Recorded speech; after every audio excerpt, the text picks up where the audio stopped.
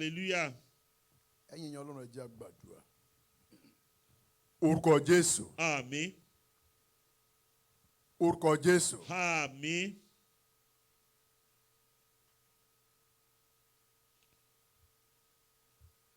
Orúkọ Jésù. Àmín. Ayérayé Ọlọ́run tí à ń pè tó ń jẹ́. Ìjìnlẹ̀ ìfẹ́ Ọlọ́run tí kìí dójú ti ọmọ ẹ̀. Hallelujah. Ọlọ́run tí kìí dójú ti iṣẹ́ ẹ̀. Àmín lórúkọ Jésù. Ọ̀rànmọ́níṣẹ́ tó ń fàyà tí ọmọ jíṣẹ́ agbẹ́yìnga púpọ̀ púpọ̀ Ọlọ́run tó ní gbogbo ògo.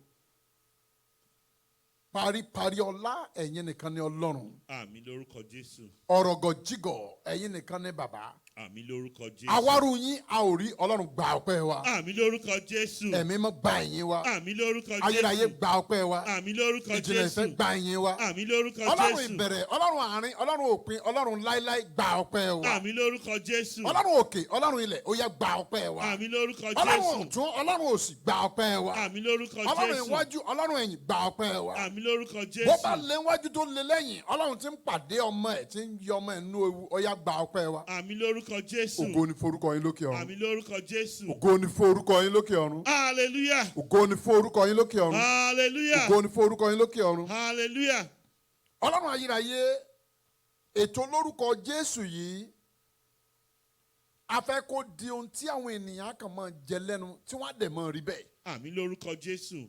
Tí wọ́n bá ti ń dá orúkọ Jésù gẹ́gẹ́ bí ọ̀rọ̀ Ọlọ́run ti wí bẹ́ẹ̀ ló gbàdúrà ìyanu yóò máa ṣẹlẹ̀. Àmín lórúkọ Jésù. Bí wọ́n bá ti ń pe orúkọ yín iṣẹ́ àmì àti iṣẹ́ ìyanu tí wọ́n fi mọ̀ wípé Ọlọ́run wà láàyè síbẹ̀ yóò máa ṣẹlẹ̀. Àmín lórúkọ Jésù. Láì rí wòlíì, láì rí pásítọ̀, láì rí evangelist, láì rí ẹnikẹ́ni, iṣẹ́ àmì àti iṣẹ́ ìyanu yóò farahàn. Àmín lórúkọ Jésù. Torórúkọ Jésù ló borí gbogbo orúkọ. Àmín lórúkọ Jésù. Tó bá rí bẹ́ẹ̀ lórúkọ Jésù ó yá darapọ̀ mọ́ wa lónìí. Àmín lórúkọ Jésù. À ń tẹ̀síwájú nínú iṣẹ́ ìránṣẹ́ ti tòní Ọlọ́run gbàkóso. Àmín lórúkọ Jésù. Kógo jẹ́ ti ẹ̀yin Ọlọ́run. Àmín lórúkọ Kí Jésù. ìtìjú jẹ́ ti Sátánì. Àmín lórúkọ Jésù. A ó máa yìn ọ́ Àmín lórúkọ láé Jésù. àti láéláé. Àmín, àmín, àmín lórúkọ Jésù.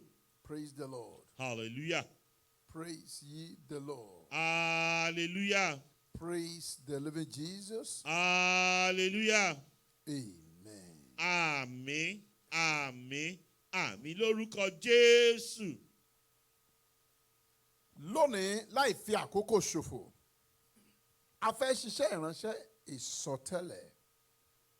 ìsọtẹ́lẹ̀, a fẹ́ sọtẹ́lẹ̀. Mo fẹ́ kẹjọ kẹ múra sí ìrìn àjò yìí, má fi ṣeré rárá. A fẹ́ sọtẹ́lẹ̀ ni, àsọtẹ́lẹ̀ lọ́jọ́ òní. Ẹsẹ̀ ọ̀rọ̀ Ọlọ́run tí a ó lò ó wà nínú ìwé Ìsíkẹ́lì. Mo kí gbogbo ẹ̀yin ọmọ Ọlọ́run wá sí orí ètò yìí. Ẹ jọ̀ọ́ ẹ bá mi share program yẹn to the glory of God.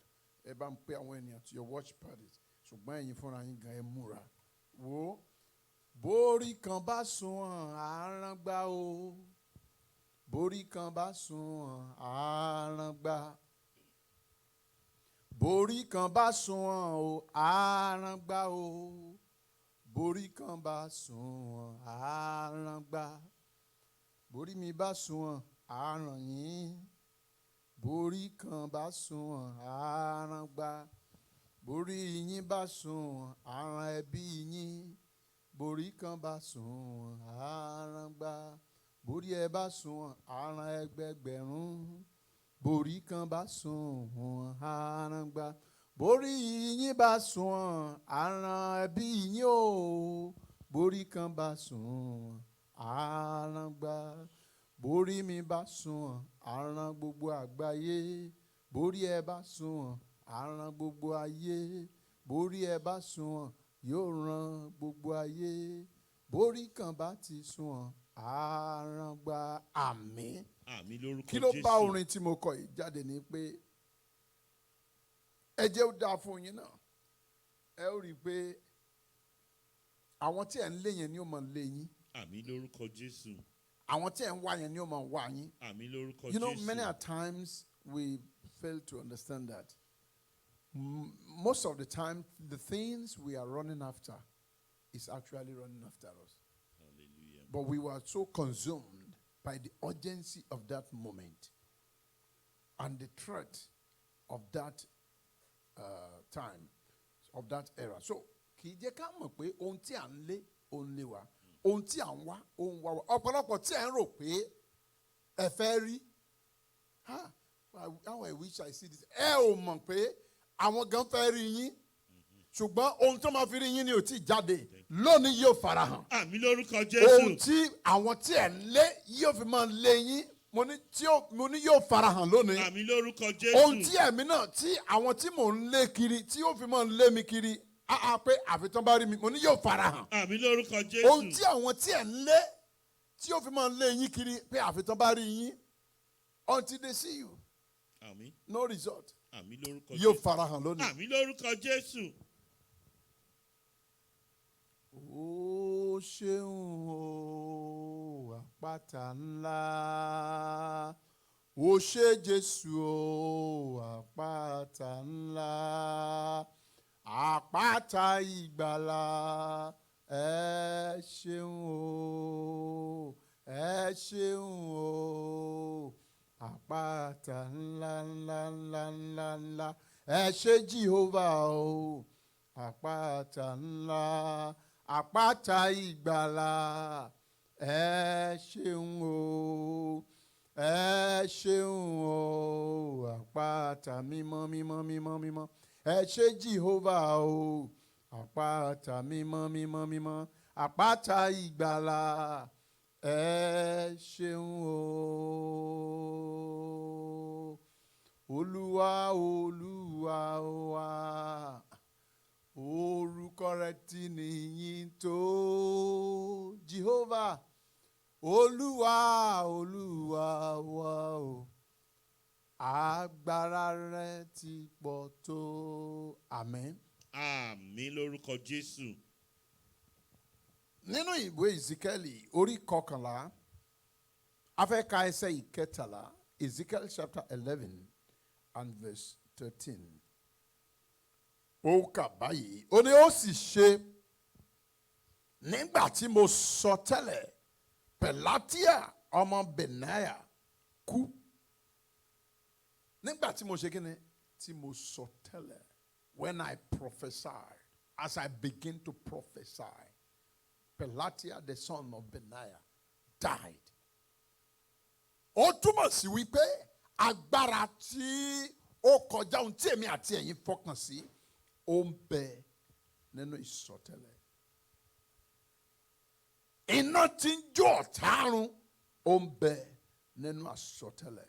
Àmì lórúkọ Jésù. Idà tó ń ṣẹ́gun òkùnkùn, ó ń bẹ nínú àsọtẹ́lẹ̀. Àmì lórúkọ Jésù. Agbára bí egbé tó ju ohun tí ẹ rò pé ẹ lè ṣe, ó ń bẹ nínú àsọtẹ́lẹ̀. Àmì lórúkọ Jésù.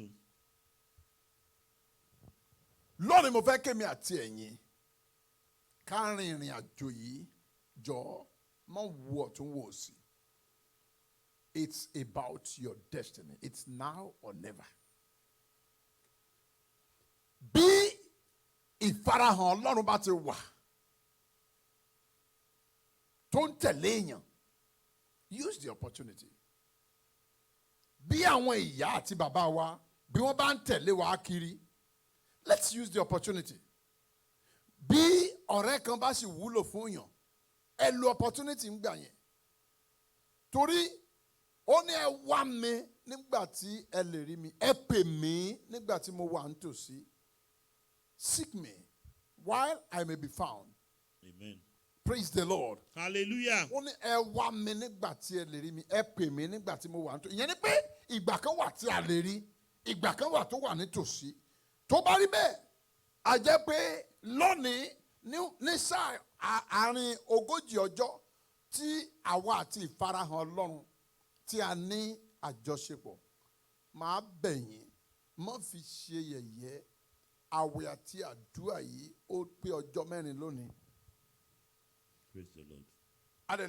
Mo lè fi ọkàn balẹ̀ láti sọ fún yín wípé kò tí ì sí láti ọdún tí a ti bẹ̀rẹ̀ eléyìí tí a ṣe tí àwọn èèyàn ò rí ọwọ́ Ọlọ́run.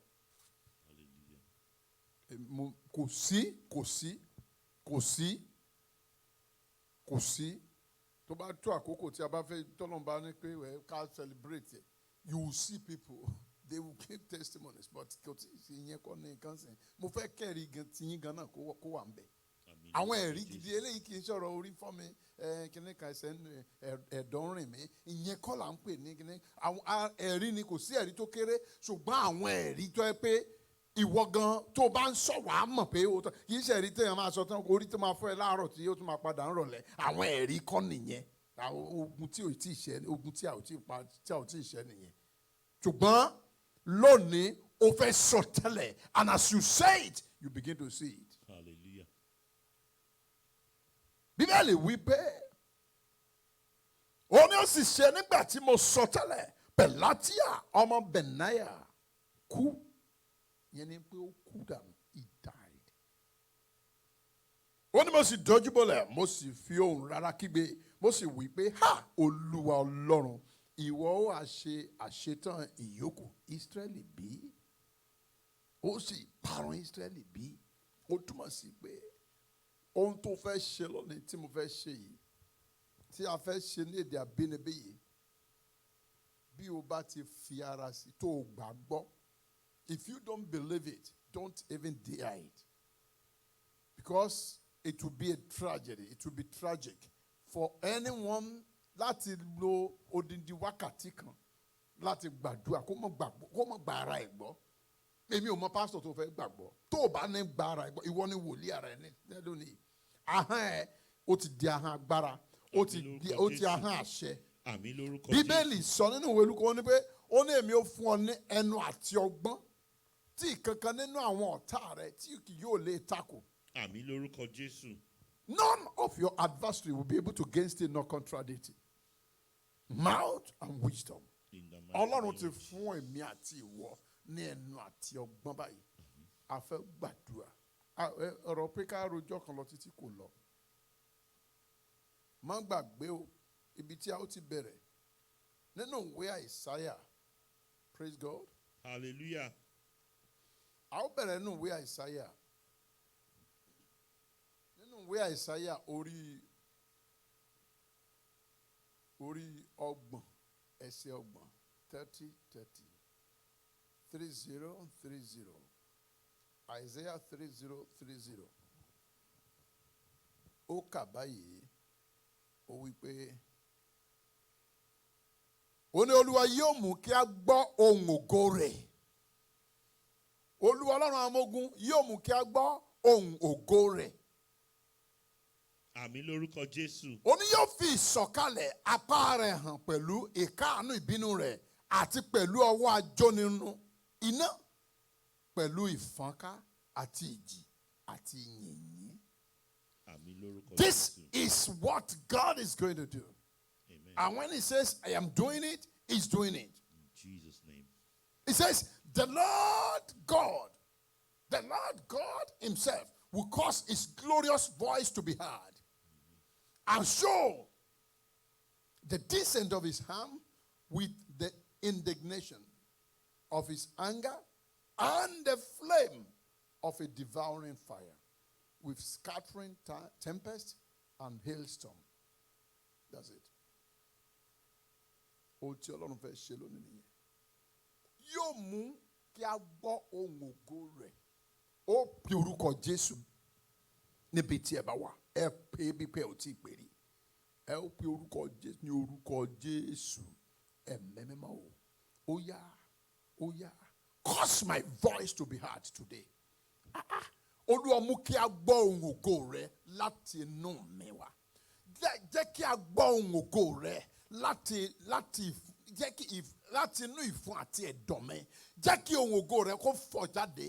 Ohùn ògo ìwọ Ọlọ́run jẹ́ ó ti inú mi fọ̀ jáde. Ẹ gbàdúrà bẹ́ẹ̀ ní orúkọ Jésù, ní orúkọ Jésù, ní orúkọ Jésù. Ẹ̀mí mímọ́ ayérayé inú àwọn ọ̀run jẹ́ ká gbọ́ ohùn ògo rẹ̀ láti inú ayé mi wá. Jẹ́ ká gbọ́ ohùn ògo rẹ̀ láti inú ìfun mi wá. Jẹ́ ká gbọ́ ohùn ògo rẹ̀ láti inú ọkàn mi wá. Jẹ́ ká gbọ́ ohùn ògo rẹ̀ láti inú ayé mi wá. Olúwa ṣe bẹ́ẹ̀, Olúwa ṣe bẹ́ẹ̀. Àṣà kọ́ wípé Olúwa yóò mú kí a gbọ́ ohùn ògo rẹ̀ láti inú àwa yìí ni ó. Ohùn ògo Ọlọ́run jáde láti inú mi wá ó yá fọ̀hún láti inú mi wá ó yá máa fọ̀ jáde ohun ògo Ọlọ́run ó yá máa fọ̀ jáde ohun ògo Ọlọ́run ó yá máa fọ̀ jáde ohun tí ń pa ọ̀tá lẹ́kún ohun tí ń pa èṣù lókun ohun tí ń da ìjọba òkùnkùn láàmú ó yá máa jáde ó yá máa jáde ó yá máa jáde ohun tí ń lé àìsàn jáde ó yá máa jáde ó yá máa jáde ó yá máa jáde ohun tí ń wú aláìsàn sàn ó yá máa jáde ó yá máa jáde ohun tí ń mú aláìsàn láradá ó yá máa jáde láti inú mi wá ó yá máa jáde lórúkọ Jésù ó yá máa jáde ohun tí ń bìwó ó yá máa jáde ohun tí ń fàtú ó yá máa jáde ohun tí ń gbèrò ó yá máa jáde lórúkọ Jésù ó yá máa jáde ohun tí ń gbáwọlẹ̀ ó yá máa jáde lórúkọ Jésù ó yá fọ̀ jáde láti inú mi lónìí ahọ́n mi ó yá gba agbára àṣẹ láti ọ̀run wá gbọ́ àdúrà Jésù Olúwa wa. Àmín, àmín, àmín lórúkọ Jésù. Má gbàgbé ìrìn àjò tí à ń rìn lọ́wọ́ yìí. Àkọlé ẹ̀ ni pé bí mo ti ń sọ tẹ́lẹ̀ tó o bá ti pe orúkọ Jésù wá ní pé mo sọ tẹ́lẹ̀ ní orúkọ Jésù Kristi Olú Ọlọ́run àwọn ọmọ ogun mo sọ tẹ́lẹ̀. Praise the Lord. Hallelujah. Praise ye the Lord. Hallelujah. Ẹ jẹ́ á gbàdúrà ẹ jẹ́ á sọ fún Ọlọ́run sọ pé ní orúkọ Jésù. Ní orúkọ Jésù. Mo sọ tẹ́lẹ̀. Mo sọ tẹ́lẹ̀. Gbogbo ẹnikẹ́ni. Gbogbo ẹnikẹ́ni. Tó ń gbàdúrà ikú. Tó ń gbàdúrà ikú. Tàbí ó ń retí ikú. Tàbí ó ń retí ikú. Ikú àìtọ́jọ́. Ikú àìtọ́jọ́. Fún mi. Fún mi. Ẹ gbọ́rọ̀ Olúwa. Ẹ gbọ́rọ̀ Olúwa. Mo sọ tẹ́lẹ̀. Mo sọ tẹ́lẹ̀. Mo yí ikú yẹn lé yín lórí. Ọ̀run yí ikú yẹn lé yín lórí. Ẹ gba ikú yẹn kú. Ikú tí ẹ ń rò sí mi yẹn. Ẹ máa gbà kú. Àlá ikú tí ẹ ní yẹn. Ẹ̀yin lẹ ó kú. Ìran ikú tí ẹ ní sí mi yẹn. Ẹ̀yin lẹ ó kú. Ìran ikú tí ẹ ní sọ́mọ mi yẹn. Ẹ̀yin lẹ ó kú.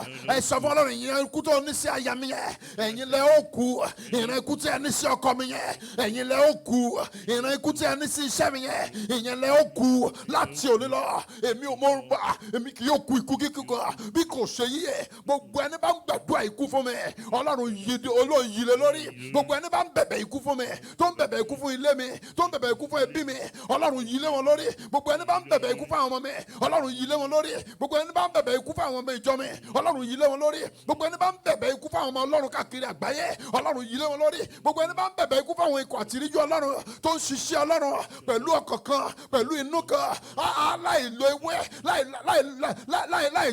láì pàdípọ̀ pẹ̀lú òkùnkùn Ọlọ́run yìí lé wọn lórí ẹnikẹ́ni tó bá ń bínú ọmọ Ọlọ́run láìṣẹ̀ lórúkọ Jésù tó ń rokú sí tó ń gbàdúrà ikú tó ń bẹ̀bẹ̀ ikú lórí irú wọn Ọlọ́run yìí lé wọn lórí Ọlọ́run yìí lé wọn lórí mo dúró gẹ́gẹ́ bí ikọ̀ àti ìríjú Ọlọ́run gbogbo ẹ̀yin tí ẹ̀ ń gbàdúrà ikú lé ọmọ ẹnìkejì lórí láìṣẹ̀ ó yẹ ẹ máa gba ikú yẹn kú lórúkọ Jésù ẹ máa gba ikú yẹn kú lórúkọ Jésù ẹ máa gba ikú yẹn kú gbogbo ẹ̀yin tẹ́ lálàá ikú tó yẹ pé ọ̀nà kíkú yẹn ṣẹlẹ̀ ń rò ó yẹ máa gba ikú yẹn kú bí Ọlọ́run ti wà tẹ́mi ń bẹ ikú yẹn yí lẹ́yìn lónìí bí a ti ń sọ àsọtẹ́lẹ̀ yìí bẹ́ẹ̀ ni ó rí ẹ̀jẹ̀ Jésù ṣèdìdí ẹ̀ Jésù Olúwa wa.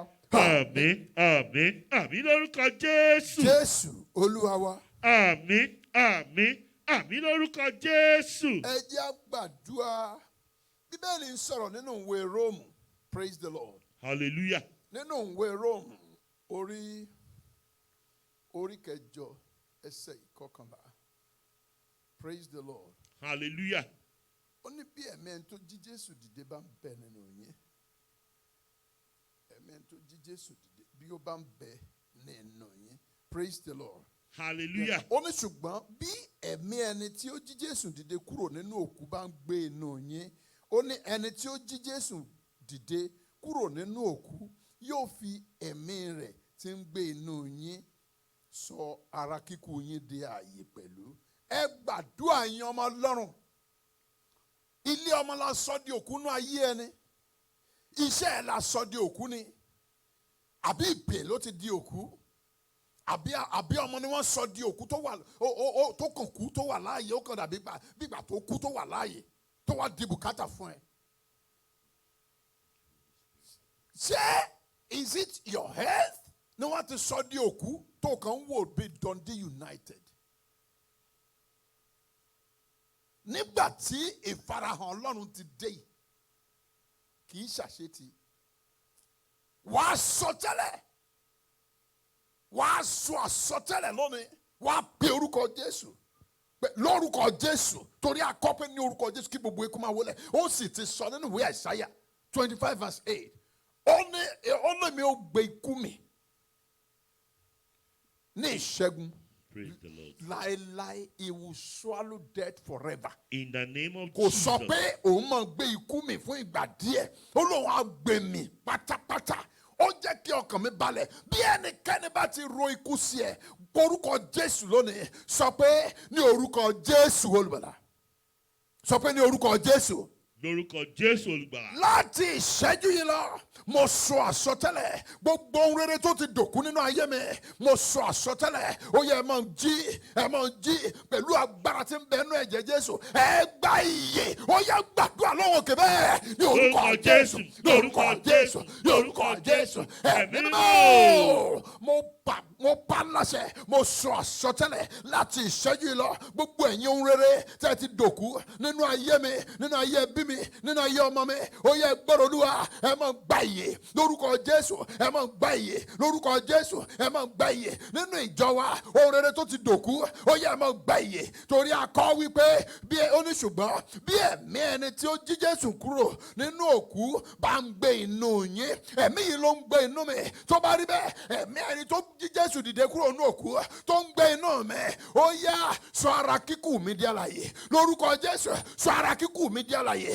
ní orúkọ Jésù sọ ara kíkú mi di alààyè ẹ̀yin ọmọ Ọlọ́run ẹ jọ̀ọ́ ẹ gbàdúrà yìí dáadáa kí ni ayé sọ di òkú kí ni èṣù sọ di òkú kí ni ẹ̀ṣẹ̀ sọ di òkú kí ni òkùnkùn sọ di òkú nínú ayé ẹ kí ni ìwọ gangan ti sọ di òkú tó yẹ kó jí alààyè ó yá sọ fún Ọlọ́run ẹ̀mí ẹni tó jí Jésù dìde the spirit of him that raised Jesus from the dead ó yá wọnú mi ó yá sọ mí di alààyè ó yá sọ mí di alààyè ó yá sọ mí di alààyè ó yá sọ mí di alààyè ó yá sọ mí di alààyè ìwọ orí mi gbà ìyè ìwọ ọpọlọ mi gbà ìyè ìwọ ọkàn mi gbà ìyè ìwọ kídìní mi gbà ìyè ìwọ líbà mi gbà ìyè ìwọ ọwọ́ mi gbà ìyè ìwọ ọwọ́ mi gbà ìyè ìwọ ojú mi gbà ìyè ìwọ ìpín mi gbà ìyè ìṣẹ̀dá mi gbà ìyè ìpè mi gbà ìyè ayé ọmọ ayé ẹbí mi gbà ìyè lórúkọ Jésù gbà ìyè ìwọ ìjọ mi gbà ìyè ìwọ ìpè mi gbà ìyè ìwọ ẹbí mi gbà ìyè ìwọ ara mi gbà ìyè ẹ̀yin ọ̀rẹ́ rere tí ẹ ń tẹ̀lé mi kiri ó yẹ gbà ìyè ẹ̀yin tí ẹ ń gbọ́wọ́ Mósè sókè nínú iṣẹ́ ìránṣẹ́ Great Mercy Covenant Ministry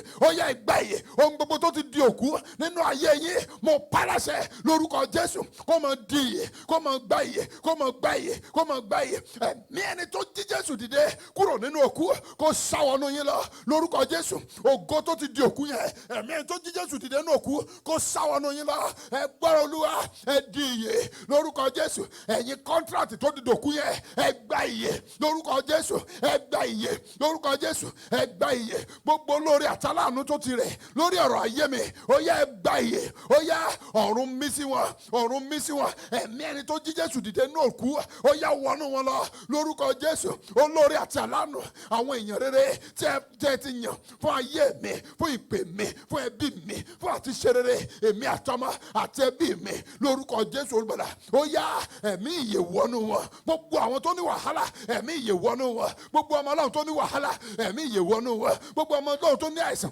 ẹ̀mí ìyè wọnú wọn ǹjẹ́ gbogbo àyín tẹ́ ní corona virus tí corona virus ń bájà tàbí àìsàn káìsàn níbikíbi tí a ń pè ní terminal disease ẹ gbọ́rọ̀ Olúwa ẹ̀mí ẹni tó jí Jésù dìde kúrò ní òkú ó sọ ara kíkún yẹn di alààyè lọ́wọ́lọ́wọ́ báyìí bí a bá ti ń sọ báyìí bí mo ti ń sọ àsọtẹ́lẹ̀ yìí bẹ́ẹ̀ ni ó máa rí lórí àkéte ibi tí ẹ wà ẹ máa dìde lórí àkéte àìsàn yẹn ẹ máa dìde lórí àkéte àìlè dìde ẹ máa dìde lórí àkéte àìlè sọ̀rọ̀ ẹ máa dìde lórí àkéte àìlè míyẹn ẹ máa dìde lórúkọ Jésù ẹ máa dìde every one of you that have been appointed to die ẹ gbọ́rọ̀ Olúwa ẹ̀mí Ọlọ́run yí má jẹ̀mú yẹn padà ẹ gbà ìyè ẹ gbà ìyè ẹ gbà ìyè ẹ gbà ìyè ẹ gbà ìyè ohun rere tó ti dòkú ó yá máa gbì ìyè lórúkọ Jésù ó yá máa gbà ìyè lórúkọ Jésù ó yá máa gbà ìyè mo sọ àsọtẹ́lẹ̀ ní orúkú Jésù Kristi Olú Ọlọ́run àwọn ọmọ ogun ẹ máa gbà ìyè gbogbo ẹ̀yin tẹ́ ń gbọ́ mi gbogbo ẹ̀yin tẹ́ ń gbọ́ mi tí a jọ ń gbàdúrà yìí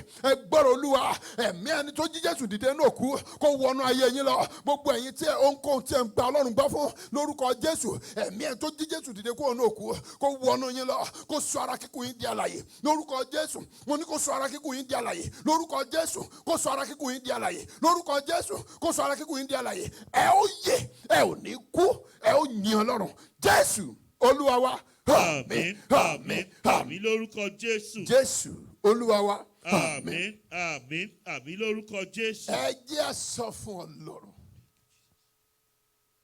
Ẹ jọ̀ọ́ ẹ gbàdúrà yìí. Ẹ jọ̀ọ́ mo bẹ̀bẹ̀ ni. Ẹ pe orúkọ Jésù Kristi. Ó ní orúkọ Jésù kí gbogbo eékún máa wọlé. At the mention of the name of Jesus, every knee must bow. Àmín lórúkọ Jésù. Ẹ wo, ẹ jẹ́ gbàdúrà. Ẹ pe orúkọ Jésù. Ẹ sọ fún Ọlọ́run. Gbogbo àlùfáà òkùnkùn. Kí ni mo pè é? Gbogbo àlùfáà òkùnkùn. Every evil priest. Ẹ̀yin àlùfáà òkùnkùn. Ẹ gbọ́rọ̀ Olúwa. Yálà àlùfáà nìyẹn tàbí àfáà nìyẹn. Ohunkóhun tẹ́ ẹ bá ń fà. Gbogbo ibi tí ẹ ń fa orí ara yín lẹ ó fà lé. Àmín lórúkọ Jésù. Ọwọ́ ìlúlu bá ti fi fàjọ báyìí orí ara ẹ̀ ló ń fà lé. Àmín lórúkọ Jésù. Gbogbo ẹ̀yin àlùfáà òkùnkùn, ẹ̀yin àfáà òkùnkùn, ẹ gbọ́rọ̀ Olúwa. Mo sọ àsọtẹ́lẹ̀ láti òní lọ. Láti ìṣẹ́jú yìí lọ. Ẹ̀yin àfáà òkùnkùn, ẹ̀yin àlùfáà òkùnkùn tí a bẹ̀ lọ́wọ́ ikú fún mi, tí a bẹ̀ lọ́wọ́ ibi fún mi, ẹ gbọ́rọ̀ Olúwa. Olúwa Ọlọ́run ọmọ ogun ó bínú sí yín lónìí. The blood of Jesus is against you. The Lord of hosts is against you. Àmín lórúkọ Jésù. Bí ẹ ó ti gbàdúrà yẹn nìyẹn, ẹ̀yin ọmọ Ọlọ́run tẹ́ ń gbọ́ mi. Wàá gbà gidi gan. Ìdí mo fi ní kẹ́ múra nìyẹn. Eléyìí ń sọ̀rọ̀ pé a fẹ́ ṣe theology. Prophesy. Sọ àsọtẹ́lẹ̀. Yóò rí bẹ́ẹ̀. Bí ẹ bá ti ń sọ, yóò rí bẹ́ẹ̀. Àmín lórúkọ Jésù. Ohun tí àwọn babaláwo fi ń halẹ̀ mọ́ wa rè. Ohun tí àwọn ọlọ́pẹ̀lẹ́ fi ń halẹ̀ rè. Torí ẹ mọ̀ pé yóò rẹ̀ yín láìpẹ́. Ṣùgbọ́n bí ẹ bá ti máa ṣírí yẹn, ẹ̀yin lẹ́ ò ní jẹ́ ó rẹ̀ yín. Bó bá rẹ̀ yín, báwọn bá ń fewé ọ̀fẹ́ gbéra, kẹ́yìn náà kẹ́ fagbára ọlọ́kẹ́ fẹ̀mí Ọlọ́run gbéra. Ẹ jẹ́ gbàdúrà, ẹ jẹ́ àpè orúkọ Jésù. Ẹ̀mí mímọ́ o. Mo sọ àsọtẹ́lẹ̀ gbogbo àwọn àlùfáà èké, gbogbo àwọn wòlíì èké, gbogbo àwọn àfáà èké tí a bẹ̀ lọ́wọ́ ibi torí tèmi. Ẹ̀mí mímọ́ o, ó yá iná sùfúrù, ó yá kọlù wọn. Idà Ọlọ́run àwọn ọmọ ogun o, ó yá mọ̀ ṣá wọn pa, ó yá mọ̀ ṣá wọn pa. Ẹ̀mí mímọ́ o, ó yá sọ agbára wọn dòkú ẹ gbàdúrà bẹ́ẹ̀. Ní orúkọ Jésù, ní orúkọ Jésù, ní orúkọ Jésù. Ẹ̀mí mímọ́ o, mo sọ àsọtẹ́lẹ̀ ní orúkọ Ọlọ́run àwọn ọmọ ogun. Gbogbo ẹ̀yin àlùfáà èké, gbogbo ẹ̀yin àlùfáà kálùfáà, gbogbo ẹ̀yin àfáà káfáà tí a bẹ̀ lọ́wọ́ ẹ̀ lórúkọ Jésù Olùgbàlà. Tàbí ẹ̀ tẹ́ ẹ ṣe ọ̀ǹtúrò ohunkóhun tó wù kẹ́ ẹ máa ṣe lórí ọ̀rọ̀ mi, lórí ẹbí mi, lórí ìdílé mi, lórí àwọn ọmọ mi, lórí ìpè mi, lórí àwọn ọmọ ìjọ mi, lórúkọ Jésù mo gbàdúrà. Wo ibikíbi tí ẹ bá ṣe sí ẹ gbọ́rọ̀ Olúwa. Mo sọ àsọtẹ́lẹ̀ lónìí lórúkọ Jésù Kristi. Ibi yín yẹn orí yín ni ó yílé lórúkọ Jésù. Ibi yín yẹn yóò padà sórí yín ni o lórúkọ Jésù. Yóò padà sórí yín ni o. Gbogbo ibi yín yẹn yóò padà sórí yín yẹn o. Ẹ̀yin àlùfáà ìkà, ẹ̀yin wòlíì ìkà, ẹ̀yin wòlíì irọ́, ẹ̀yin àfáà irọ́, ẹ gbọ́rọ̀ Olúwa. Ẹ̀yin olùṣọ́ àgùntàn ẹlẹ́tàn, ẹ gbọ́rọ̀ Olúwa. Ẹ̀yin tí ẹ máa ń mú dúdú mọ́ funfun, ẹ gbọ́rọ̀ Olúwa. Níbikíbi tí ẹ bá wà, iná Ọlọ́run is against, the fire of Holy Ghost is against you. The blood of Calvary is against you in the name of Jesus Christ. Torí pé ẹ ń bọ́ kùkùn jẹ́pọ̀, ẹ ń bọ́ kùkùn mú pọ̀, ẹ gbọ́rọ̀ Olúwa. Iná Ọlọ́run kó kọlù yín, agbára yín kó dòkú ní orúkọ Jésù Olùgbàlà. Agbára yín kó dòkú ní orúkọ Jésù Kristi. Agbára yín kó dòkú. Ẹ̀mí ẹni tó jí Jésù dìde kúrò ní òkú, ó takò yín lónìí ní orúkọ Jésù. Kó sọ agbára yín di òkú lórúkọ Jésù. Kó sọ agbára yín di òkú. Ọlọ́run gbọ́ àdúrà. Gbogbo ohun tí ẹ ti bàjẹ́ k'Ọlọ́run ṣe àtúnṣe. Jésù Olúwa wa. Àmín, àmín, àmín lórúkọ Jésù. Jésù Olúwa wa. Àmín, àmín, àmín lórúkọ Jésù. Jésù Olúwa wa. Àmín lórúkọ Jésù. Ẹ jẹ́ gbàdúrà. Thank you, Jesus. Ẹ jẹ́ gbàdúrà. gbogbo pẹpẹ èké. Pẹpẹ èké. Gbogbo pẹpẹ òkè. All the altar of evil. Pẹpẹ òkùnkùn, pẹpẹ èké. Gbogbo pẹpẹ èké, gbogbo pẹpẹ òkùnkùn. Ẹ gbọ́rọ̀ Olúwa. Ẹ gbọ́rọ̀ Olúwa. Lórúkọ Jésù Kristi. Lórúkọ Jésù Kristi. Mo sọ àsọtẹ́lẹ̀. Mo sọ àsọtẹ́lẹ̀. Ẹ̀yin pẹpẹ èké. Ẹ̀yin pẹpẹ èké. Ẹ̀yin pẹpẹ òkùnkùn. Ẹ̀yin pẹpẹ òkùnkùn. Tí ẹ ń gbàbọ̀dẹ̀ tí ayé mi. Tí ẹ ń gbàbọ̀dẹ̀ tí ayé mi. Tí ẹ ń gbàbọ̀dẹ̀ tí ayé ọmọ mi. Tí ẹ ń gbàbọ̀dẹ̀ tí ayé Wo ọmọ sọ pé mi. tí ẹ ń gbàbọ̀dẹ̀ tí ìgbéyàwó mi. Tí ẹ ń gbàbọ̀dẹ̀ tí ìgbéyàwó. Tí ẹ ń gbàbọ̀dẹ̀ tí ìgbéyàwó ọmọ mi. Tí ẹ ń gbàbọ̀dẹ̀ tí ìgbéyàwó tí ọkọ mi. Tí ẹ ń gbàbọ̀dẹ̀ tí aya. Ẹ máa sọ bẹ́ẹ̀ yẹn tí ẹ ń gbàbọ̀dẹ̀ tí aya mi. Tí ẹ gbàbọ̀dẹ̀ tí ìpè mi. Tí ẹ gbàbọ̀dẹ̀ tí iṣẹ́ mi. Tí ẹ gbàbọ̀dẹ̀ tí ayé mi. Ẹ ó pe orúkọ Jésù. Ẹ̀yin pẹpẹ òkùnkùn wọ̀nyí. Ẹ gbọ́rọ̀ Olúwa. Mo sọ àsọtẹ́lẹ̀. Iná tó jó òrìṣà Báálì run kó sọ̀kalẹ̀ sórí yín kó jó yín run. Ẹ gbàdúrà bẹ́ẹ̀. Ní orúkọ Jésù. Ní orúkọ Jésù. Ní orúkọ Jésù. Ẹ̀yin pẹpẹ òkùnkùn. Ẹ gbọ́rọ̀ Olúwa. Ẹ̀yin pẹpẹ èké. Ẹ gbọ́rọ̀ Olúwa. Gbogbo ẹ̀yin pẹpẹ òkùnkùn pẹpẹ èké. Tí ẹ ń gbàbọ̀dẹ̀ ti ayé mi. Tí ẹ ń gbàbọ̀dẹ̀ ti ìpè mi. Ẹ gbọ́rọ̀ Olúwa. Láti ibikíbi. Tí ẹ bá ti ń gbàbọ̀dẹ̀ yẹn. Láti ibikíbi. Tí ẹ ti ń gbìyànjú ẹ. Ẹ gbọ́rọ̀ Olúwa. Lórúkọ Jésù Kristi olùgbàlà. Iná tó jó òrìṣà Báálì run. Iná Ọlọ́run Èlíjà kó sọ̀kalẹ̀ sórí yín. Kó máa jó òrìṣà yín run. Ìyìn pẹpẹ yìí kó máa jó yín run. Lórúkọ Jésù kó máa jó yín run. Iná tó jó Báálì run. Kó máa jó yín run. The fire that destroy Baal. Oh yeah, destroy them. Lórúkọ Jésù, destroy them. Holy Ghost fire, destroy them. Fire of the God of Elijah. Oh yeah, destroy them. In the name of Jesus. Oh yeah, destroy them. Lórúkọ Jésù, máa jó wọn run. Máa jó wọn run. Máa jó wọn run. Máa jó wọn run. Máa jó wọn run. Mo sọ àsọtẹ́lẹ̀. Iná ẹ̀mí mímọ́. Oh yeah, máa jó wọn run. Mo sọ àsọtẹ́lẹ̀. Iná máa jó wọn run. Lórúkọ Jésù. Oh yeah, máa jó wọn run. As I prophesy. Iná máa jó yín run. Iná máa jó yín run. Ẹ̀yin pẹpẹ òkùnkùn. Ẹ̀yin pẹpẹ èké. Tí ẹ ń gbàbọ̀dẹ̀. Tí a ti ṣe rere. Oh yeah, gbọ́rọ̀ Olúwa. Gbogbo ẹ̀yin pẹpẹ tí a mórúkọ mi wá. Tí ẹ gbàbọ̀dẹ̀ tì mí. Ẹ máa gbiná sọnù. Lórúkọ Jésù. Ẹ máa gbiná sọnù. Ibi tí ẹ ti ṣe ẹ̀jẹ̀ Jésù yí padà. Ó rà mí padà. Ó ra ọmọ mi padà. Ó ra ẹbí mi padà. Ó ra ìpè mi padà. Ó ra ilé mi padà. Gbogbo ẹ̀yin pẹpẹ òkùnkùn. Tí ẹ ń gbàbọ̀dẹ̀ tí ayé àwọn ènìyàn wọ̀nyí. Ẹ gbọ́rọ̀ Olúwa. Àkókò ti tó. Lórúkọ Jésù. Bí afẹ́fẹ́ bá fẹ́. A máa kangi oko lára ni. Àdúrà yìí kó máa bà yín. Òkò àdúrà yìí kó máa bà yín. Ìbà àdúrà yìí kó máa bà yín. Ọkọ̀ àdúrà yìí kó máa bà yín. Ọgbẹ́ àdúrà yìí kó lọ́ máa fi ṣá yín. Lórúkọ Jésù olùgbàlà. Ọkọ̀ àdúrà yìí kó lọ́ máa sọ́lù yín. Ọ̀bẹ àdúrà yìí kó máa dúnbù yín. Lórúkọ Jésù. Ẹ̀yin pẹpẹ àdúrà. Lórúkọ Jésù. Àrá àdúrà yìí lórúkọ Jésù kó sán pa yín. Lórúkọ Jésù. Ẹ̀yin pẹpẹ òkùnkùn. Ẹ ò ní gbérí mọ́. Ẹ máa gbiná sọnù. Ẹ máa gbiná sọnù. Ẹ máa gbiná sọnù. Ẹ̀yin tẹ́ ń sọ ayé aláyé. Tẹ́ ń sọ dìdàkudà. Tẹ́ ń sọ ayé ọmọ ọlọ́mọ. Tẹ́ ń sọ dìdàkudà. Ẹ máa gbiná sọnù. Lórúkọ Jésù. Ẹ máa gbiná sọnù. Lórúkọ Jésù. Ẹ̀yin pẹpẹ òkùnkùn. Ó yá ẹ máa gbiná sọnù. Lórúkọ Jésù. Ẹ máa gbiná sọnù. Lórúkọ Jésù. Ẹ máa gbiná sọnù. Ẹ̀yin tẹ́ ń gbàbọ̀dẹ̀ tí ayé aláyé. Ẹ máa gbiná sọnù. Ẹ̀yin tẹ́ ń mórúkọ wa bá. Tó mórúkọ ọmọ Ọlọ́run bá. Tí ẹ̀yin gbàbọ̀dẹ̀ tí. Ẹ máa gbiná sọnù. Ẹ ò ní gbérí mọ́. Ẹ ò ní wá mọ́. Ó ti rí bẹ́ẹ̀ o. Iná súpùrù jó yín run. Ògo ni fọ́lọ́run lókè ọ̀run. Àti bọ́ o. Ayege. Jésù Olúwa wa. Àmín, àmín, àmín lórúkọ Jésù. Jésù Olúwa wa. Àmín, àmín, àmín lórúkọ Jésù. Jésù Olúwa wa. Àmín, àmín, àmín lórúkọ Jésù. Bíbélì wí pé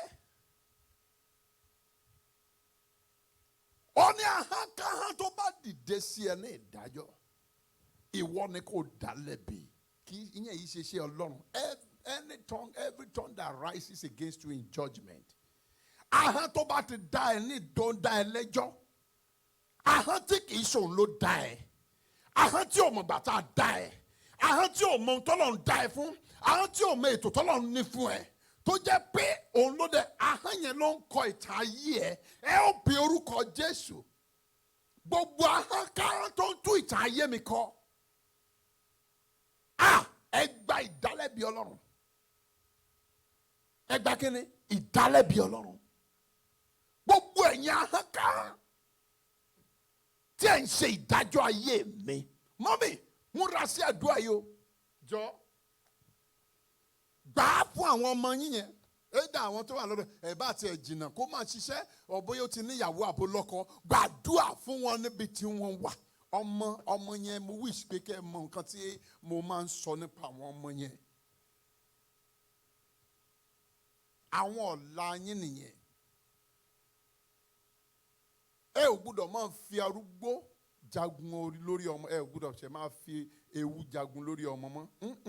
Ṣé ló yẹ kẹ́ fẹ̀yìntì kẹ́ mọ̀ jẹun ọmọ? Ẹ̀yin ìyá rere wọ̀nyí kì í ṣe ẹ̀yin abiyamọ rádaràda o. Ẹ̀yin abiyamọ òkùnkùn. Ẹ̀yin kọ́ mò ń bá sọ̀rọ̀ o. Ṣùgbọ́n ẹ̀yin abiyamọ tòótọ́ wọ̀nyí. Bí abẹ́rẹ́ bá ránṣọ ó máa ń jèrè òwú ni o. Ẹ ó jèrè ọmọ yín. Àmín lórúkọ Jésù. Ẹ ó jèrè iṣẹ́ yín. Àmín lórúkọ Jésù. Ṣé rí ẹ̀mí tó ló máa fi ọmọ pọ́n yín lójú yẹn yóò di òkú. Àmín lórúkọ Jésù. Agbára tó ní ẹ máa ṣòwò ọmọ láì jèrè lórúkọ Jésù yóò di òkú. Àmín lórúkọ Jésù. Agbára tó ní ẹ kàn máa jìyà lé ọkọ lásán yẹn lórúkọ Jésù yóò di òkú. Àmín lórúkọ Jésù. Agbára tó ní ẹ máa ru ẹrù oṣù mẹ́sàn-án pé ẹ kàn máa ru ẹ kábàámọ̀ lórí ẹ yóò di òkú. Àmín lórúkọ Jésù. Agbára tó ní ẹ ó máa sun ẹkún àsun dákẹ́ ẹkún ìkọ̀kọ̀ lórí ọmọ yẹn irú agbára bẹ́ẹ̀ yóò di òkú. Àmín lórúkọ Jésù. Agbára tó bá ní ká ẹ ṣòwò ọmọ ká ẹ má jèrè lórúkọ Jésù irú agbára bẹ́ẹ̀ yóò di òkú. Mo sọ àsọtẹ́lẹ̀ ni mi ò dábàá ẹ̀ lórúkọ Jésù yóò di òkú. Mo ní ó ti di òkú lórúkọ Jésù ó ti di òkú. Mo ló ti di òkú lónìí gẹ́gẹ́ ó ti di òkú pẹ̀lú àtìlẹ́yìn ìfarahàn Ọlọ́run. Mo sọ àsọtẹ́lẹ̀ mo lágbára yẹn di òkú lónìí. Ọlọ́run gbọ́ àdúrà èní lọ́jọ́ kẹrin nínú ìpàdé ogójì ọjọ́ yìí. Ó ṣe àpẹẹrẹ orígun mẹ́rẹ̀ẹ̀rin àgbáyé. Bí ẹ ò bá mọ̀ ẹ jẹ́ n sọ àṣírí kan fún yín ibẹ̀ kọ́ mò ń lọ. Nínú ìwé Ìsíkẹ́lì orí kẹtàdínlógójì chapter 37 tí ẹ bá ka láti ẹsẹ̀ ìkejìlá ẹ ó rí i pé ó ní sọtẹ́lẹ̀ sí àwọn egungun gbígbẹ wọ̀nyí. Ẹ ò ní mọ̀ pé àwọn ogun ńláńlá àwọn nǹkan gidi àwọn tó yẹ kó wà ní ipò gidi ni wọ́n sọ di egungun gbígbẹ. Ṣùgbọ́n nígbà tí Ọlọ́run dé tí ìfarahàn Ọlọ́run dé ó kọlù wọn ó sọ fún wòlíì Ìsíkẹ́lì ṣe wọ́n yá sọ tẹ́lẹ̀ sí àwọn egungun gbígbẹ wọ̀nyí pé kí wọ́n kàn gbéra sọ ó ní ǹjẹ́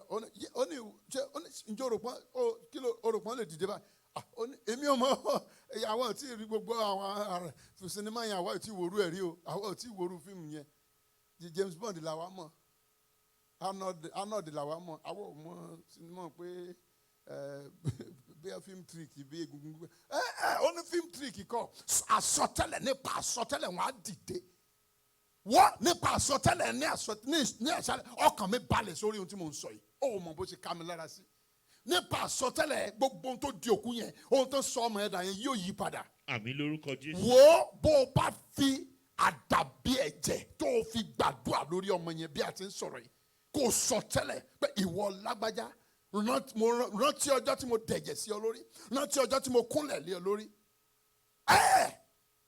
Ẹ̀mí tó bá fẹ́ sọ ẹ́ di ọ̀tá mi ẹ̀mí tó bá ní pé mi ò ní jèrè ẹ ìwọ ẹ̀mí yẹn wàá rìn nù bí ọ̀kùn wàá sáku ní bí ọgbà bó ti mọ rí nìyẹn o má jẹ́ kẹ́nìkan halẹ̀ mọ́ ẹ̀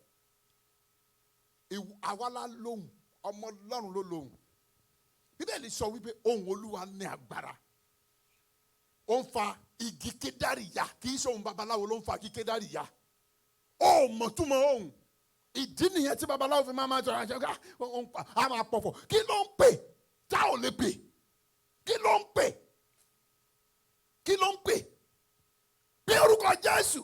Praise the Lord. Hallelujah.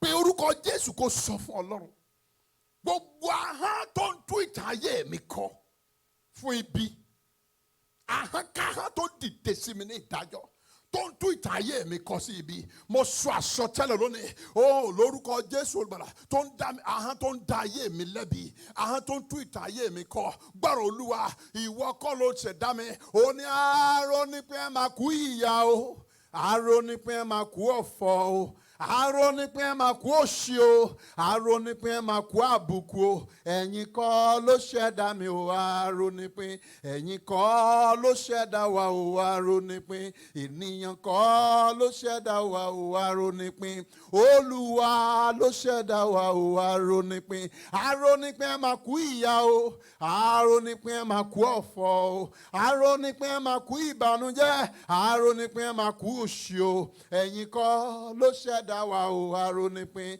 Ènìyàn kọ́ ló ṣẹ̀dá wa o arónípin. Olúwa ló ṣẹ̀dá wa o arónípin. Bó o bá ti gbà pé Olúwa ló ṣẹ̀dá ẹ, má bẹ̀rù ohunkóhun. Porúkọ Jésù sọ fún Ọlọ́run. Porúkọ Jésù ń gbà mẹ́ta sọ pé mo sọ àsọtẹ́lẹ̀ láti òní lọ. Gbogbo ẹ̀yin ahọ́n kan tí ẹ dìde sí mi ní ìdájọ́, ẹ gbọ́rọ̀ Olúwa. Torí a kọ wípé ahọ́n tó bá dìde sí mi ní ìdájọ́, ó ní màá dá lẹ́bi. Mo dúró lórí agbára àṣẹ ọ̀rọ̀ Ọlọ́run lórúkọ Jésù pẹ̀lú májẹ̀mú idà rẹ̀. Lórúkọ Jésù mo pa láṣẹ pẹ̀lú àtìlẹ́yìn ìfarahàn Ọlọ́run. Mo pa láṣẹ, mo sọ àsọtẹ́lẹ̀ lónìí. Gbogbo ẹ̀yin ahọ́n káhán, ẹ̀yin ẹnukẹ́nu tí ẹ̀ ń kun ọ̀rọ̀ mi fún ibi, ẹ̀yin ẹnukẹ́nu tí ẹ̀ ń dá mi lẹ́bi, ẹ̀yin ẹnukẹ́nu tí ẹ̀ ń dá ìpè mi lẹ́bi, ẹ̀yin ẹnukẹ́nu tí ẹ̀ ń dá iṣẹ́ mi lẹ́bi, ẹ̀yin ẹnukẹ́nu tí ẹ̀ ń tó jẹ́ pé ẹ̀yin lè ń tú ìtàn ayé mi kọ, ẹ̀yin kọ́ lẹ dá mi. Ẹ gbọ́rọ̀ Olúwa, bí ẹ bá di ẹ̀yin bá ṣogún sọgbọ̀n, àgọ́ á dé yín pa lónìí láti òní lọ lórúkọ Jésù.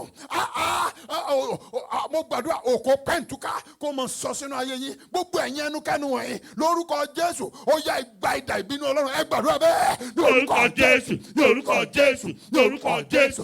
Ẹ̀mí mọ́. Lórúkọ Jésù olùgbàlà, mo sọ àsọtẹ́lẹ̀ lónìí.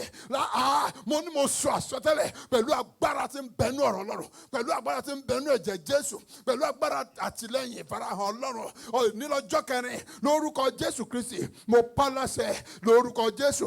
Agbára pẹ̀lú agbára ọ̀rọ̀ tó wọnú egungun gbígbẹ tó sọ di alààyè. Mo wọnú agbára náà, mo wọnú májẹ̀mú náà lórúkọ Jésù Kristi. Ẹ gbọ́rọ̀ Olúwa, ẹ̀yin ahọ́n tẹ̀ ń dá ayé mi lẹ́bi, ẹ̀yin ahọ́n tẹ̀ ń dá ayé ọmọ mi lẹ́bi, ẹ̀yin ahọ́n tẹ̀ ń dá ẹbí mi lẹ́bi, ẹ̀yin ahọ́n tẹ̀ ń dá ìpè mi lẹ́bi, ẹ̀yin ahọ́n tẹ̀ ń dá iṣẹ́ ìránṣẹ́ mi lẹ́bi. Ẹ gbọ́rọ̀ Olúwa lórúkọ Jésù olùgbàlà. Ẹ̀yin kọ́ lẹ ṣẹ̀dá mi, ẹ̀yin kọ́ lẹ ṣẹ̀dá àwọn ènìyàn wọ̀nyí, ẹ̀yin tẹ̀ ń dá àwọn ọmọ lọ́yìn lẹ́bi. Ẹ gbọ́rọ̀ Olúwa lórúkọ Jésù.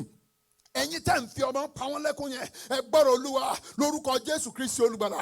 Iná mọ́ yín lónìí lórúkọ Jésù. Mo sọ àsọtẹ́lẹ̀ gbogbo ẹ̀yin ìdákẹ́dá yìí, ẹ̀yin èèyàn kéèyàn wọ̀nyí tẹ́ sọ̀rọ̀ yín di Ọlọ́run. Mo gbàdúrà iná sùfúrù kó máa jó yín run. Idà Olú Ọlọ́run àwọn ọmọ ogun tí a ti rẹ pẹ̀lú ìbínú kó máa jẹ yín run lórúkọ Jésù olùgbàlà. Idà Olú Ọlọ́run àwọn ọmọ ogun tí a ti rẹ pẹ̀lú ìbínú kó máa jẹ yín run. Ó mo sọ àsọtẹ́lẹ̀ ní ẹ ò ní kólà, ẹ ò ní yé lórúkọ Jésù. Ẹ ò ní yé lórúkọ Jésù. Ẹ ò ní kólà. Ògo ni fọ́lọ́run lókè ọ̀run. Bó ti rí nìyẹn, ẹ̀jẹ̀ Jésù ṣèdìdí ẹ̀.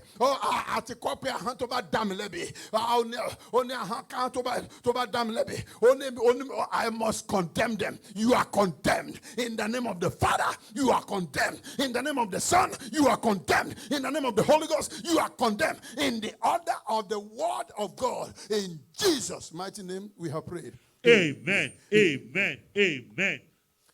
In Jesus' name. Jésù Olúwa wa. Àmín, àmín, àmín. Lórúkọ Jésù. Jésù Olúwa wa. Àmín, àmín, àmín. Lórúkọ Jésù. Ẹ wò, ẹ gbọ́rọ̀ Olúwa. Ẹ̀yin ẹ̀dákẹ́dá wọ̀nyí. Ẹ gbọ́rọ̀ Olúwa.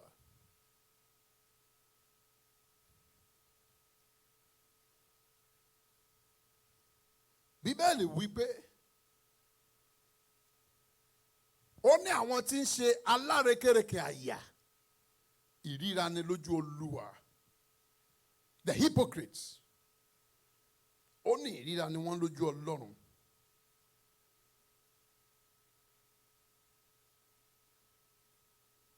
Ẹ já porúkọ Jésù. Ẹ sọ fún Ọlọ́run.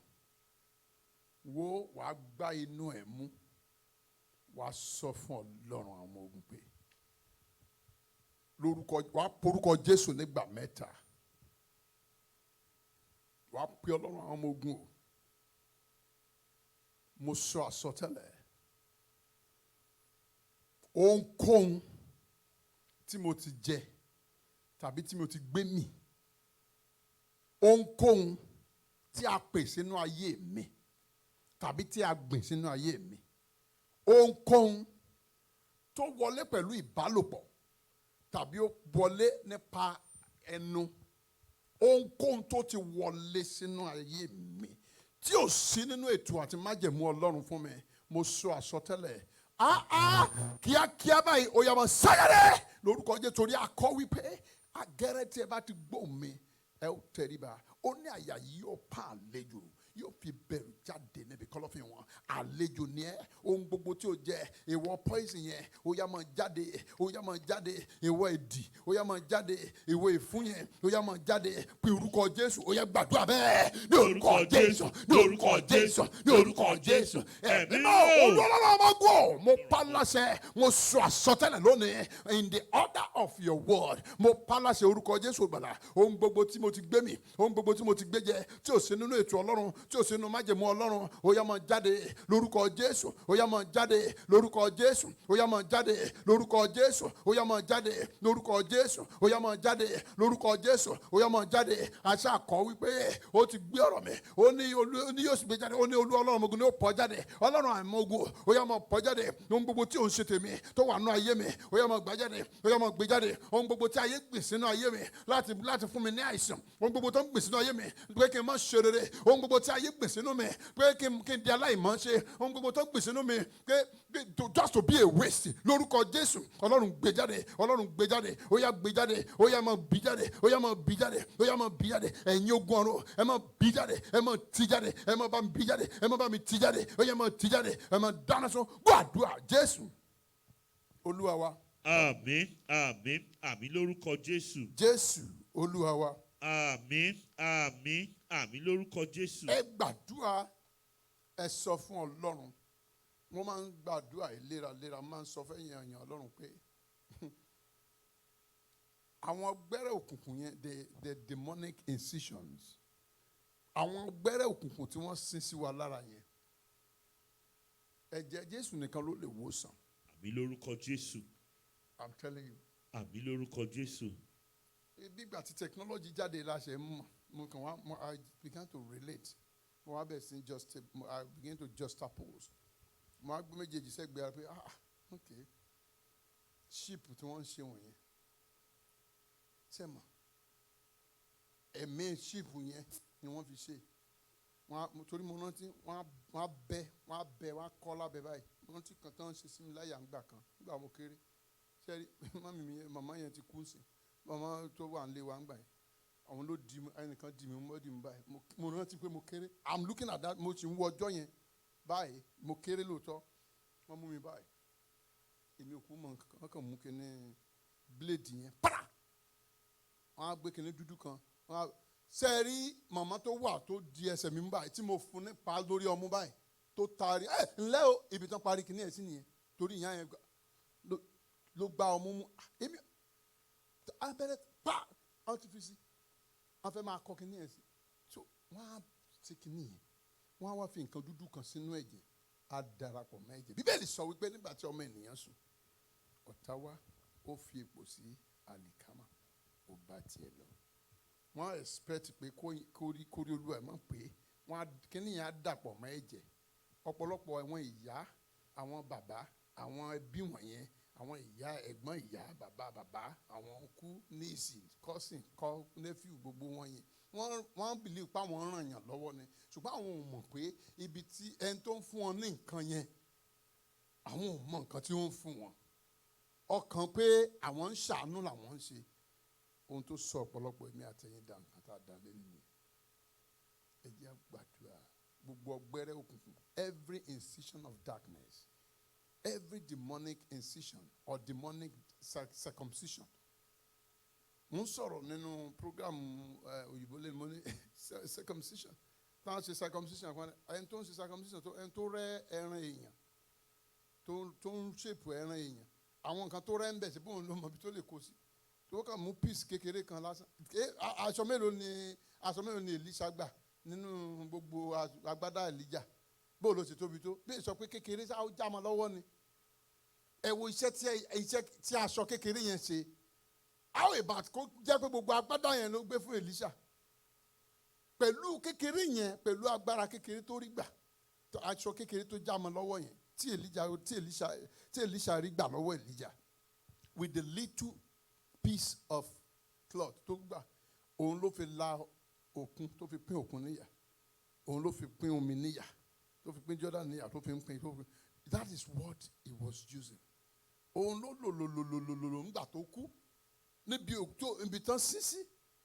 tí wọ́n tún gbé ẹni tó ti dòkú lọ kí ló ṣe ó dẹ̀ tají pẹ̀lú aṣọ kékeré kẹwàá mọ ẹni tó mú kékeré nú ẹran ara èèyàn láì ṣe aṣọ ẹran ara tó tún mú díẹ̀ nú ẹ̀jẹ̀ all those incisions rituals wọ́n á kàn pẹ̀lú ẹ̀ mọ̀ bí tí wọ́n bá ìrìn àjò ayé ẹ̀ dé wọ́n á máa rìn káàkiri bí orí tán gbáǹgì wọ́n á máa ṣépè fẹ́ lómi wọn ò dẹ̀ mọ̀ pé àwọn tèpè yẹn máa mú wọn pọ̀ nílé wa wọ́n pọ̀ nílé yín wọ́n pọ̀ káàkiri láwọn tó forí láwọn tó fara wọn jì ẹ ó pe orúkọ Jésù kí ni mo pè ẹ ó pe orúkọ Jésù ẹ mọ èèyàn kọ́ là ń bá sọ̀rọ̀ ẹ̀mí là ń gbàdúrà nípa ẹ̀ bàbá sọ pé ẹnikẹ́ni ìyẹn ni pé ẹ̀mí tó ń lo ẹni yẹn nǹkan tá à ń gbà nìyẹn mi à wojú anybody ẹ sọ fún Ọlọ́run ó lè jẹ́ ìyá èèyàn gbà mí ó lè jẹ́ bàbá èèyàn ó lè jẹ́ òǹkó èèyàn ó lè jẹ́ kíní kan ẹ̀mí tó ń lo ẹni yẹn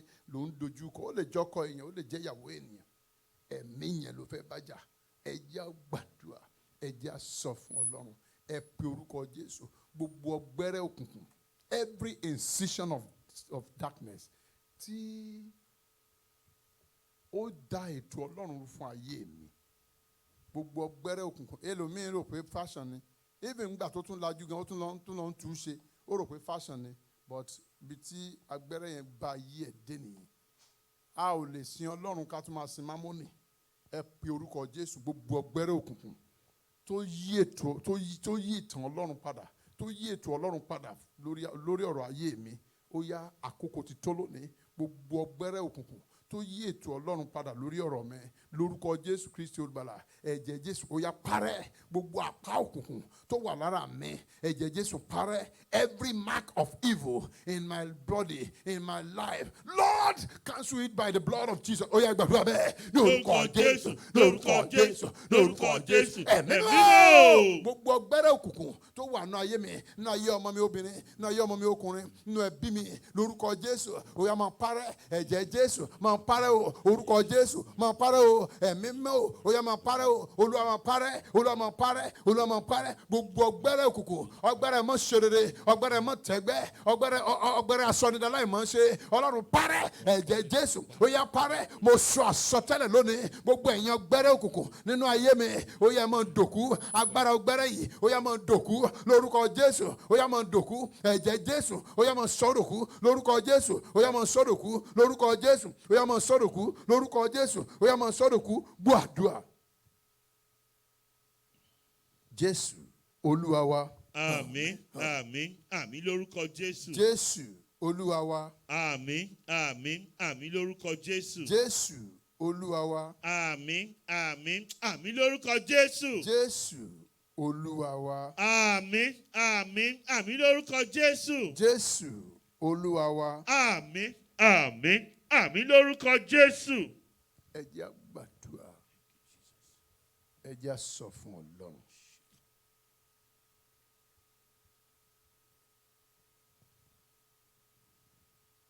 Ẹ wo ọ̀run òkùnkùn. Ọ̀run òkùnkùn. tó ṣú dẹ̀dẹ̀ bọ ayé mi. Tó ṣú dẹ̀dẹ̀ bọ ayé mi. That clouds my life, that hovers over my life. Ọ̀run òkùnkùn tó ṣú dẹ̀dẹ̀ bọ ayé mi. Ọ̀run òkùnkùn tó ṣú dẹ̀dẹ̀ bọ ayé mi. Gbọ́rọ̀ Olúwa. Gbọ́rọ̀ Olúwa. Iná ẹ̀mí mímọ́ o. Iná ẹ̀mí mímọ́ o. Ó yá kú dànù. Ó yá kú dànù. Ó ní arise, ó ní arise, O God, Arise, and O let God, your enemies be be scattered. scattered. Ẹ ó pe orúkọ Jésù dáadáa. Ẹ ó sọ fún Ọlọ́run, a ní ìṣẹ́jú mẹ́fà.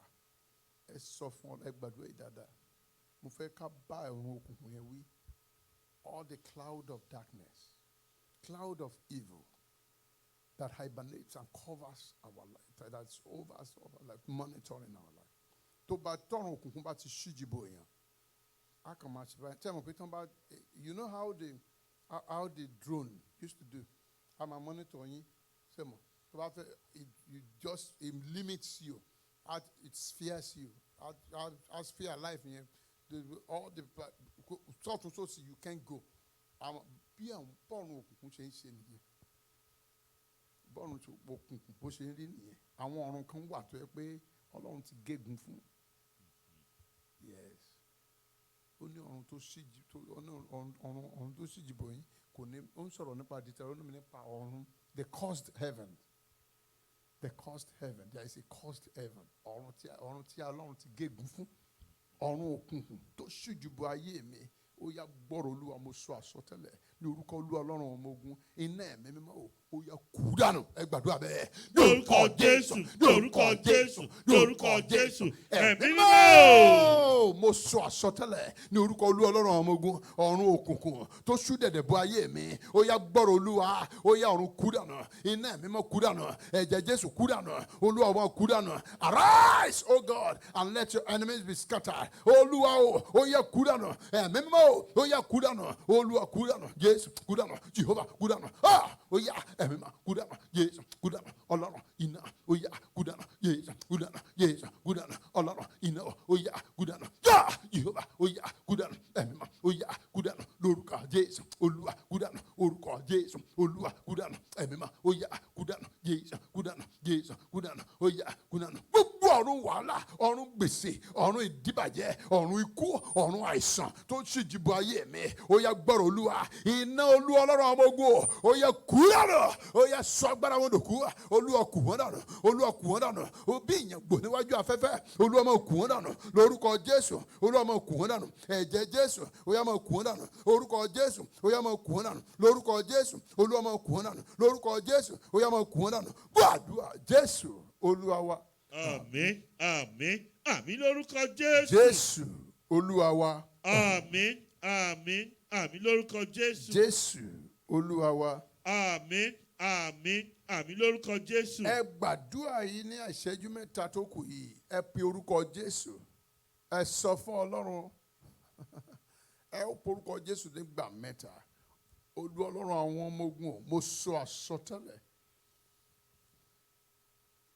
Gbogbo ire mi, gbogbo ẹ̀tọ́ mi, gbogbo ògo mi, gbogbo ẹwà mi, gbogbo àlàáfíà mi, gbogbo àtiṣerere mi, all my success, all my breakthrough, all my divine accomplishment, ohun rere tó yẹ kí n máa fi jẹ́ ènìyàn tí ó wà nínú gbọ̀ngàn òkùnkùn, that is in the warehouse of Satan. Tó wà nínú gbọ̀ngàn òkùnkùn ẹ pe orúkọ Jésù mo gbà jáde pẹ̀lú mo sọ àsọtẹ́lẹ̀ ẹ máa jáde wá ẹ máa tọ̀ mí wá fúnra yín ó yá ẹ máa tọ̀ mí wá níbikíbi tẹ́ bá wà ẹ̀mí mímọ́ ó yá gbé jáde fún mi ó yá ẹ máa tọ̀ mí wá ó yá ẹ máa tọ̀ mí wá ẹ̀yin remi tẹ́ wà nínú warehouse òkùnkùn ó yá ẹ máa jáde wá tẹ́ wà nínú àhámọ́ òkùnkùn ẹ máa jáde wá ẹ gbàdúrà bẹ́ẹ̀ ní orúkọ Jésù ní orúkọ Jésù ní orúkọ Jésù ẹ̀mí mímọ́. Olúwa Ọlọ́run ọmọ ogun àkókò ti tó gbogbo ire ayé mi ire ayé ẹbí mi ire ayé ọmọ mi ire ìpè mi ire iṣẹ́ ìránṣẹ́ mi lórúkọ Jésù Olùgbàlà ire ìjọ wa yìí lórúkọ Jésù Olùgbàlà gbogbo àwọn ọmọ ìjọ wa níbikíbi tó bá wà lórúkọ Jésù gbogbo ọmọ Ọlọ́run níbi tó forí mù sí káàkiri àgbáyé báyìí lórúkọ Jésù Kristi Ọlọ́run pè wọ́n jáde Ọlọ́run mú wọn jáde wá Ọlọ́run máa mú wọn jáde wá lórúkọ Jésù nínú àhámọ́ òkùnkùn Olúwa máa mú wọn jáde níbikíbi tó tí Sátánì tó fi wọn pamọ́ sí Ọlọ́run máa mú wọn jáde àwọn tí ò fẹ́ kó gbàgbọ́ Ọlọ́run bá wọn pàdé Ọlọ́run mí sí wọn lórúkọ Jésù ó yá máa pè wọ́n jáde ire ayé mi ó yá ṣàwárí mi lórúkọ Jésù ó yá máa wá mi bọ̀ ó yá máa wá mi rí ó yá máa wá mi kàn ẹ máa wá mi bọ̀ lórúkọ Jésù ẹ̀yin ògo mi ẹ máa wá mi bọ̀ lórúkọ Jésù àsìkí mi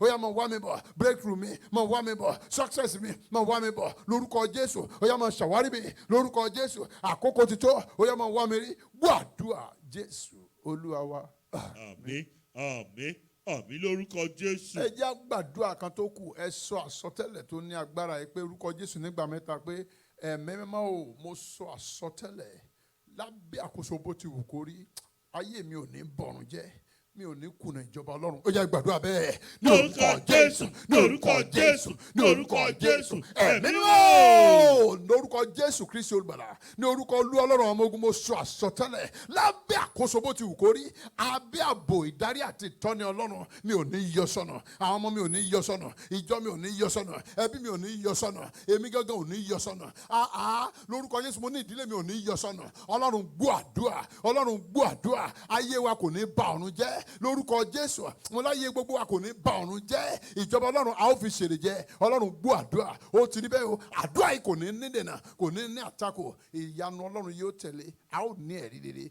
Jésù Olúwa wa. Àmín. Àmín. Àmín. Àmín lórúkọ Jésù. Orúkọ Jésù. Àmín. Àmín. Àmín lórúkọ Jésù. Orúkọ Jésù. Àmín. Orúkọ Àmín. Jésù. Àmín lórúkọ Jésù. Orúkọ Jésù. Àmín. Orúkọ Jésù. Àmín lórúkọ Jésù. Ẹlẹ́rù nìyí, a dúpẹ́ lọ́wọ́ yín torí pé ẹ̀yin ni Ọlọ́run. Àmín. A gbé yín ga torí pé ẹ máa ń gbọ́ tiwa. Ní sáà yìí, ohun tí a bá yín sọ, òun ni àsọtẹ́lẹ̀. Ìgbàgbọ́ la fi ń bá ẹ̀yin Ọlọ́run rìn. A dẹ̀ gbàgbọ́ wípé as we said it, we will see it. In the name of In Jesus. the mighty name of Jesus Christ.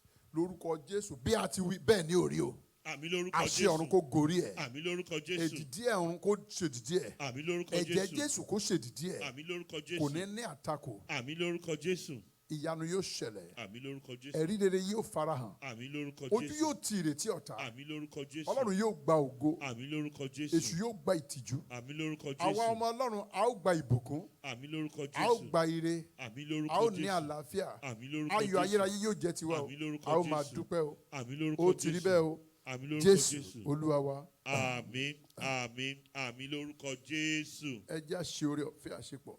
Jẹ́ kí oore ọ̀fẹ́ Jésù Kristo Olúwa wa. Ìfẹ́mọ̀ ti Ọlọ́run. Ìdàpọ̀ tènìyàn mímọ́. Kó sọ̀kalẹ̀ kí ó máa bá wa gbé. Láti sin lọ àti títí láéláé. Àmín. Àmín. Àmín lórúkọ Jésù. Ẹ jẹ́ hallelujah méje. 1, 2, 3 go. Hallelujah. Hallelujah. Hallelujah. Hallelujah. Hallelujah. Hallelujah. Hallelujah. Amen. Praise the Lord. Amen. Please, if for any reason you want to call, or for prayer or counseling or question or concern, our number is 832-302-3493. 832-302-3493. Please, Pastor Mogaji, God bless you. Amen. Ejo, Mugbabe, we are still on for the 40 days. The English session is on 6 o'clock a.m. Central Time and 3 o'clock p.m. Central Time. And just anyhow it's applicable to your own timing zones, wherever we are living. God bless you. Thank you.